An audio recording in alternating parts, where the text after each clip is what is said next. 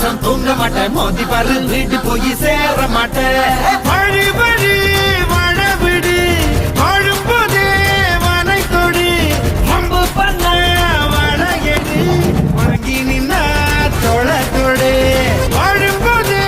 வனை கொடி வம்பு பண்ண வளையடி வணங்கி நின்னா தொலை கொடு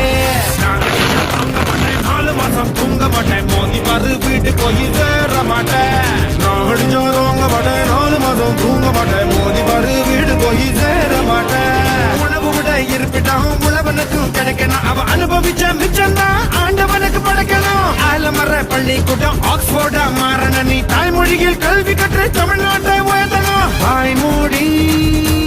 வாழாதே